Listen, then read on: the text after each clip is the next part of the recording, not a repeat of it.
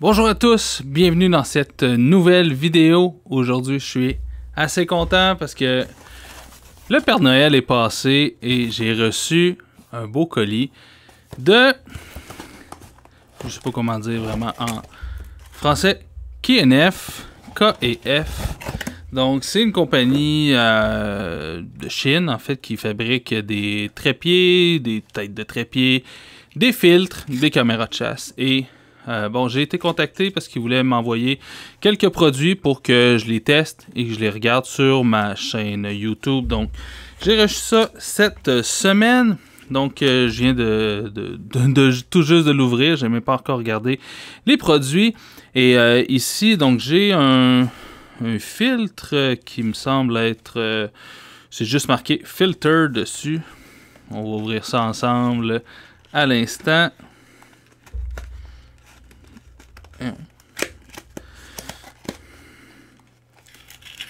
C'est... L'emballage est sharp, mais la boîte c'est tellement tight. Je pense qu'il va vraiment falloir que... Ok, voilà. Excellent, on va mettre ça de côté en attendant. Cool. Donc on a ici... petit case en plastique très assez intéressant, puis je me demande ça c'est pas là, non c'est un screw-in. Ah, ça ici en fait bon en fait quand ils m'ont contacté là, on a regardé un peu les produits que je pouvais peut-être tester et celui-là je suis pas mal sûr que c'est le filtre anti-pollution lumineuse. Donc, pour faire des paysages de nuit, on a certains filtres, justement, comme celui-ci, qui vont nous permettre d'éliminer certaines portions du spectre de la lumière visible. Et celui-là est pour la pollution lumineuse. Donc, ça, j'ai vraiment hâte, en fait, de tester ceci. Bon, on se cachera pas, on n'est pas dans un endroit ici, près de Québec, où il n'y a pas beaucoup de pollution lumineuse. Il y en a quand même vraiment beaucoup et donc ça peut être un enjeu qui fait quand même en sorte que nos photographies ont souvent des teintes oranges et des trucs comme ça.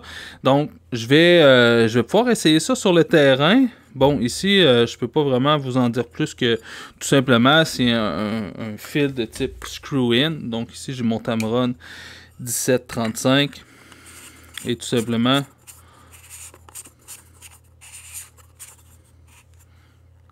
ça se visse, tout simplement comme ça, ici sur le devant. J'aime bien, ils ont mis une espèce de petite rainure qui permet d'avoir une meilleure grippe sur le filtre. Ça se peut, si vous avez déjà vécu ça, d'avoir un filtre en fait qui est pris sur votre objectif, c'est vraiment tannant. On n'est pas capable de l'enlever, entre autres avec les fils polarisants, entre autres là, avec la pièce avant là, qui bouge. Donc ici, je pense que c'est assez intéressant ce petit feature-là d'avoir le contour qui est un petit peu nervuré comme ça, qui permet d'avoir une meilleure grippe sur le filtre. Super intéressant.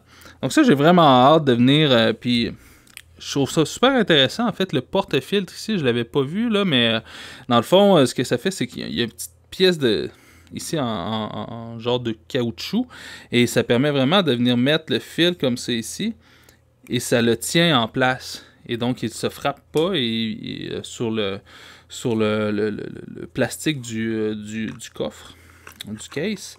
Et le petit case ici qui est assez... en fait, c'est que ça permet de mettre des fils de toutes les tailles.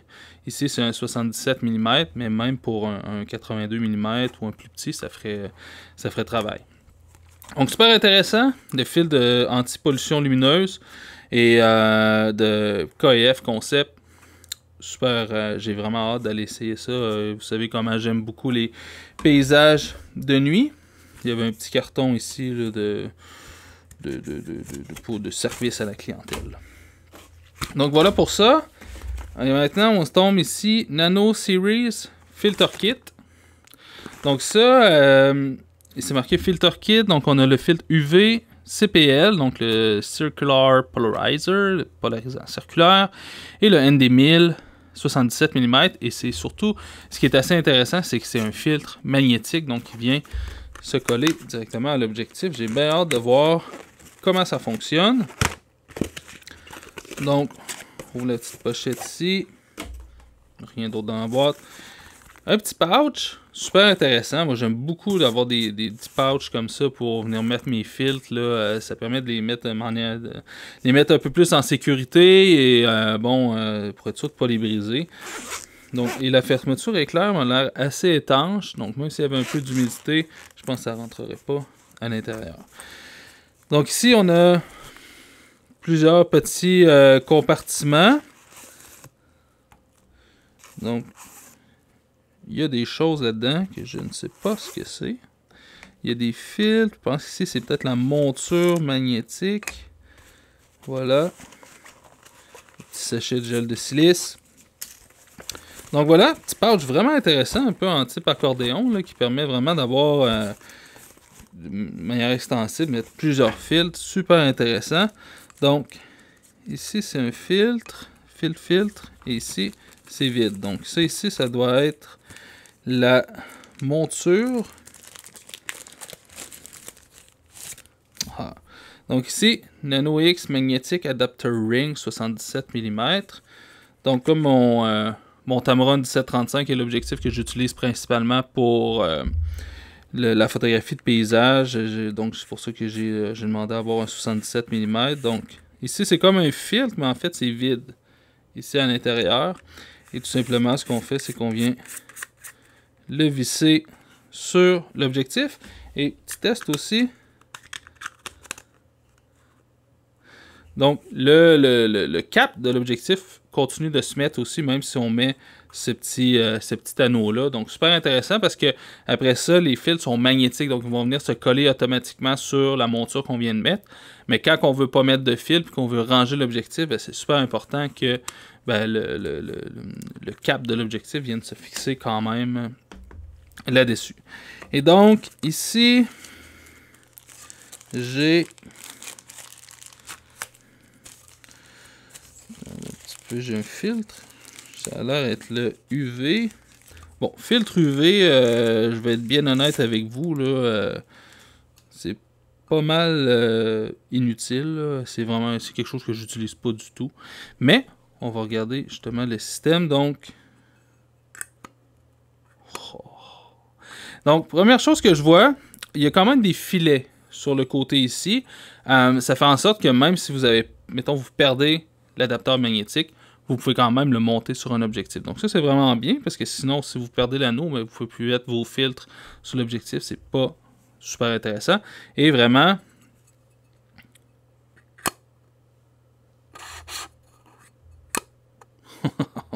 wow. C'est quand même assez intéressant parce qu'on vient vraiment, ça vient se clipper directement dessus. Donc il y a une portion magnétique. C'est un peu lousse. Vous l'entendez là quand je bouge. Et j'espère, là, je sais pas, là, j'ai pas encore essayé, mais puis là, tu sais, ça tourne quand même assez facilement. J'espère qu'il n'y a pas de lumière, parce que bon, ici, il y avait le ND1000, donc 1000 fois moins de lumière qui rentre dans l'objectif. Donc s'il y a une petite fuite de lumière qui passe, parce que c'est lousse comme ça ici, ça va venir vraiment gâcher la photographie. Donc ça va être à tester. Donc ici, le filtre clair, on va mettre ça dans le petit pouch. Ici, c'est le filtre ND1000. On va regarder ça. Donc, filtre vraiment super sombre. Donc, on coupe 1000 fois la lumière qui rentre dans l'objectif. Et donc, ça va être vraiment... ça va être pratique pour les expositions longues, pour filer de cascade, filer avec les nuages... lever de soleil, ça peut être assez intéressant, mais ça fait en sorte que les temps d'exposition sont extrêmement longs. Première chose que je vois, sur celui-ci, on n'a pas le filet. Donc, je sais pas, peut-être que c'est lousse pour le filtre UV ici, parce qu'il n'est pas supposé aller sur le filtre magnétique ici. Donc, c'est peut-être pour ça là, que... Donc, ici, où il fait les deux, mais lui, il est vraiment... Ah, voilà. Parce que bon, lui, il n'y a pas de filet. Et je sens que l'aimant, ça snap vraiment de manière vraiment plus solide. Et il y a un tout petit jeu. Beaucoup moins qu'avec l'autre. Donc j'ai vraiment l'impression, en fait, que le filtre UV ici n'est pas nécessairement fait pour aller sur la monture magnétique. Tu sais, normalement, ici, le filtre UV, il y a un filet dedans. Le filtre UV, quand on en utilise un, en fait, habituellement, on le laisse de base sur l'objectif. On ne le met pas à la fin ou parmi les autres fils qu'on utilise. Donc, c'est peut-être juste pas fait pour aller justement sur cette monture-là. Ici, c'est vraiment... L'aimant est beaucoup plus fort et c'est plus tight, là. Et ici, on va vraiment sur le contour que je pense pas qu'il y ait de fuite de lumière, là, ici, à ce moment-là. Super intéressant. Ça va être intéressant aussi de regarder s'il y a un color cast qui est généré par le fil KNF, parce que ça reste quand même, c'est des fils qui sont super abordables, sont vraiment pas chers. Généralement, lorsqu'on dit que c'est pas cher, surtout dans le terme des filtres, quand il est question de filtres, souvent on va voir des color casts apparaître, donc des teintes de couleurs qui vont venir, souvent c'est du magenta, là, qui vont venir un peu gâcher notre photographie, ou des fois du bleu aussi, là. Et donc ça sera à voir, mais j'aime beaucoup le concept de juste pouf, snapper ça comme ça, pouf, c'est fini. Super intéressant. Le filtre est vraiment mince. Donc, ce qui fait en sorte que probablement qu'il n'y aura pas de problème au niveau du vignettage. Mais ici, on ne peut pas en mettre un par-dessus et on peut pas mettre le cap dessus. Donc, il faut obligatoirement le retirer avant de mettre le cap ou un autre filtre. Super intéressant. On va mettre ça ici dans le pouch. Et ici, donc, normalement, ça serait le polarisant.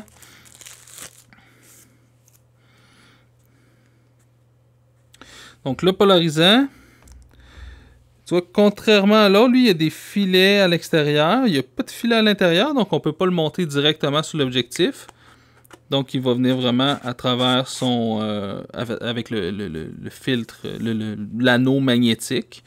Et là, lui, à ce moment-là, on va le tourner sur lui-même. Donc, c'est pas comme...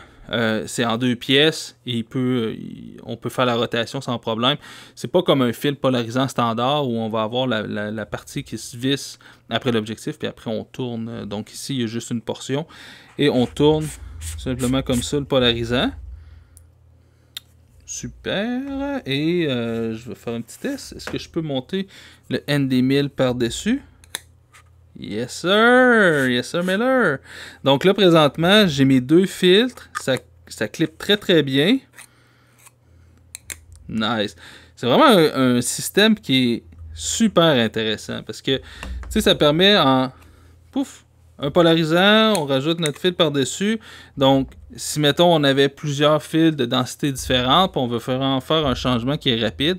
Et surtout, en fait, c'est parce qu'avec des filtres circulaires comme ça, c'est sûr que des fils carrés avec le porte-fil, ça se fait habituellement assez bien, mais des fils circulaires, c'est un peu toujours une douleur d'avoir à dévisser, ça ne veut pas dévisser. Puis surtout, quand on visse, mettons, on a le polarisant qui est à la base, puis on vient visser un fil de densité neutre par-dessus. C'est un peu tannant parce que justement, souvent, on a de la misère à les dévisser. C'est pas top ici. Wow! Vraiment, ça se clip tout seul. Donc, on peut soit utiliser avec le polarisant ou pas de polarisant, tout simplement. Puis en fait, là, je viens de voir, c'est marqué vraiment Nano X magnétique dessus. Et lui aussi. Non, le fil UV est fait aussi pour aller par-dessus. C'est indiqué sur le filtre. Mais bref, super concept. En termes de maniabilité des filtres, je pense que si vous ne voulez pas aller vers des filtres carrés, mais vous voulez aller vers des filtres ronds, c'est vraiment un système qui est super intéressant. Je ne sais pas si ça se fait ailleurs dans d'autres marques. C'est la première fois que je vois ça. Super intéressant. Encore là, pour le prix, c'est pas très cher. Mais c'est vraiment sur le terrain qu'on va regarder ça. Donc, en fait, moi, je vais monter ça justement sur mon Tamron 1735. On se rend sur le terrain. Je suis présentement au BIC, où je vais venir tester le filtre de densité neutre et le fil polarisant de KEF Concept que j'ai reçu. Et ce matin, c'est particulièrement intense avec les maringouins et les moustiques. C'est vraiment fou. Il y en a vraiment beaucoup. Mais ça devrait être quand même bien. Le soleil est levé depuis un petit moment, mais la chute est encore dans... Elle est encore dans l'ombre Donc j'aurai pas de trop fort contraste, donc je pense que ça va être bien. J'ai bien hâte de tester ces petits filtres-là. Je tiens à préciser que KEF Concept ne me rémunère pas pour produire ce vidéo. Mes impressions sont complètement objectives et ne sont pas influencées par la compagnie.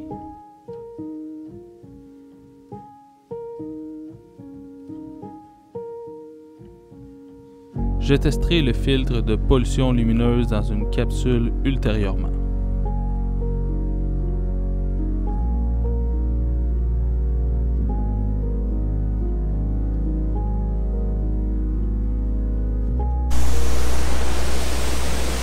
Donc ici, super important d'utiliser le filtre de densité neutre pour allonger le temps d'exposition, pour avoir un beau filet. Donc c'est pour ça que j'ai choisi une cascade pour venir tester le filtre.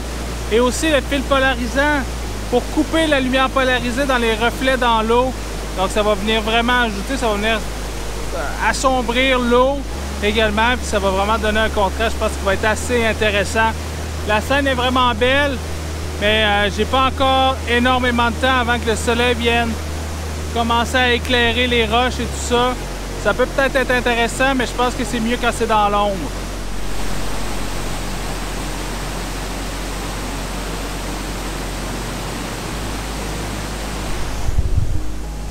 Je pense qu'il y a un truc vraiment intéressant à faire avec... Il y a toutes ces bulles-là qui descendent la rivière et qui risquent, avec une longue exposition, de me donner une ligne directrice qui s'en va vers la rivière, vers la chute derrière. Donc je pense que ça va donner une composition qui va être assez intéressante.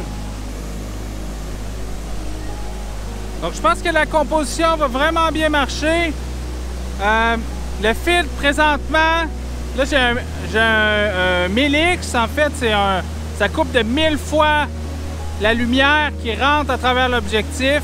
Donc c'est un ND 1000 en fait, là, un 10 stop.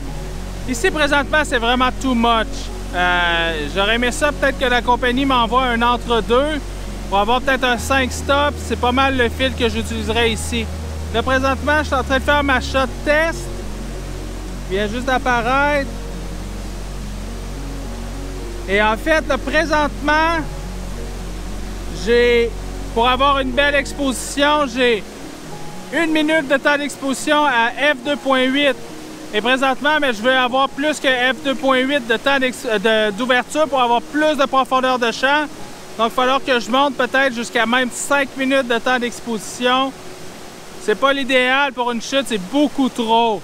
Mais je vais quand même l'essayer. Je veux surtout faire un avant-après aussi en enlevant le filtre pour voir s'il y a un color cast. Je vais voir comment ça se passe avec le filtre.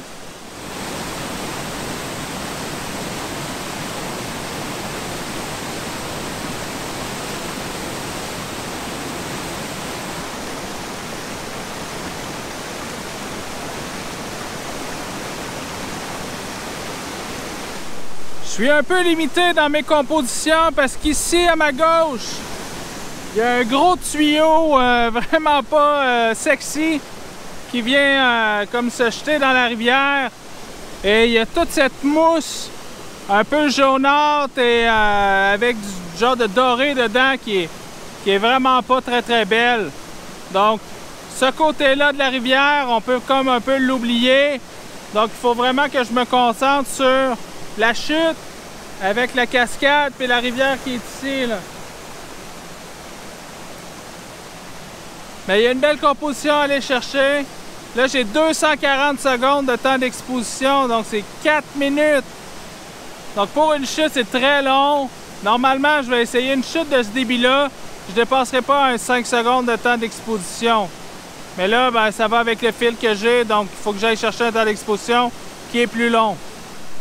Donc là, la photographie de 4 minutes vient de se terminer. C'est super cool. Donc c'est très bien. Je veux juste comparer avec le color cast. Donc je vais enlever le filtre et reprendre la même photo avec juste le polarisant. Puis ensuite reprendre la même photo sans polarisant puis sans filtre de densité neutre avec juste l'objectif pour pouvoir comparer les color casts, les teintes de couleurs qui sont induites par le filtre. Mais ça m'a l'air vraiment bien parce qu'il n'y a pas l'air à avoir vraiment de teinte de couleur d'induite sur la photographie. Donc je viens de prendre les 3 photographies, donc sans filtre du tout, juste avec le polarisant et avec le polarisant et le filtre de densité neutre. Et je dois vous avouer que je suis vraiment impressionné. Il n'y a vraiment pas l'air d'avoir de color cast. Ça sera de voir après ça dans l'ordinateur ce que ça a l'air. Mais pour le moment, ça a vraiment l'air bien. La seule chose que je vois ici, là, je suis avec mon 17-35 Tamron. Et les 2 filtres, un par-dessus l'autre, lorsque je suis à 17 mm, là, on voit apparaître un vignettage sur le tour, en fait, qui est une partie du fil qui est visible. Donc, les fils sont trop épais. Donc, c'est pour ça que c'est super pratique d'avoir des fils de densité neutre qui sont carrés, parce qu'on peut vraiment les en mettre plusieurs ou mettre un fil polarisant puis un fil de densité neutre sans avoir de vignettage autour. Donc, c'est vraiment pratique pour ça. Donc, ici, il faudrait vraiment que j'aille plus vers le 20 mm. Et ici, ben, je voulais aller à 17 parce que je voulais avoir la petite casquette qui est là. Avec la chute, une belle composition aussi avec les bulles qui se déplacent. Donc, ça allait comme ça. Mais maintenant que j'ai fait les petits tests, je vais me promener, je vais prendre quelques images. Puis je vais surtout essayer de voir ce que je peux faire avec ce ND1000 là. Ça fait des temps d'exposition qui sont extrêmement longs. Généralement, on va utiliser ça dans des scènes qui sont plutôt très claires. Mais là, c'est tout ce que j'avais à essayer. J'ai pas d'autres fils de densité neutre avec cette compagnie-là. Donc, je vais faire avec ce que j'ai. Je dois avouer que présentement, dans le boîtier, ça a vraiment l'air bien. Le polarisant aussi a l'air vraiment... ça a l'air super intéressant. Puis le système de fil magnétique, c'est vraiment top. J'ai hâte de voir dans l'ordinateur. Nous voici donc dans Lightroom pour regarder au niveau de la netteté et du color cast des images avec les filtres et sans filtre.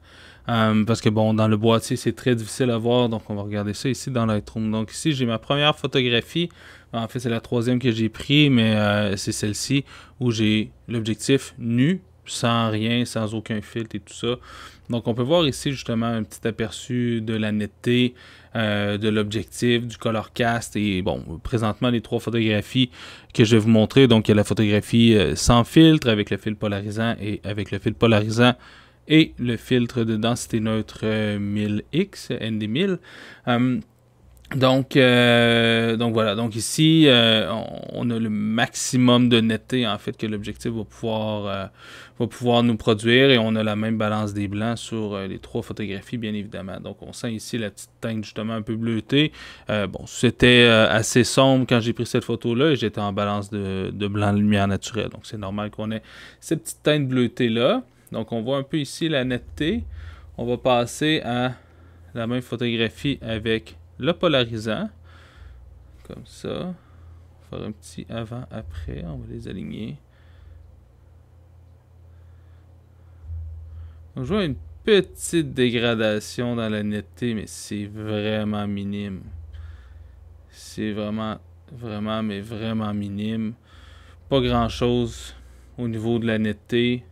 Au niveau de la balance des blancs, c'est pas mal la même chose. Il n'y a pas vraiment de color cast d'induit sur la photographie. Puis on voit ici justement l'utilité du fil polarisant où on vient couper toute cette espèce de réflexion-là qu'on a ici dans l'eau. Donc une portion de cette réflexion-là, on voit beaucoup mieux dans le fond de l'eau. Ici, on a nos réflexions. Et ici, avec le fil polarisant, on voit très bien dans le fond de l'eau. Donc au niveau du color cast, ça m'a l'air d'être pas mal la même couleur. Toute minime dégradation au niveau de la netteté avec le fil polarisant, mais c'est vraiment pas grand chose. Et ici, on tombe avec nos 2 filtres. Et donc ici, c'est là que je vous disais que j'avais vraiment un temps d'exposition qui était vraiment trop long. Ici, j'avais 240 secondes. Donc c'est 4 minutes de temps d'exposition. Pour ce type de chute-là, c'est vraiment trop. On perd le mouvement tellement tout est flou. J'aurais aimé ça avoir justement un entre-deux. Mais bon, c'est ce que la compagnie m'a envoyé. Donc j'ai testé ce qu'on m'a envoyé. Au niveau de la dégradation, au niveau du... Si on fait un comparatif entre... entre polarisant et avec le fil de densité neutre, c'est assez impressionnant. Regarde ici, là, il n'y a pas une énorme perte de netteté. En fait, je me demande s'il y en a une. On va regarder ici dans l'eau de la chute.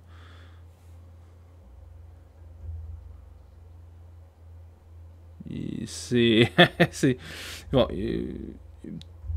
légère perte de netteté. Je vous dirais que c'est vraiment pas stressant.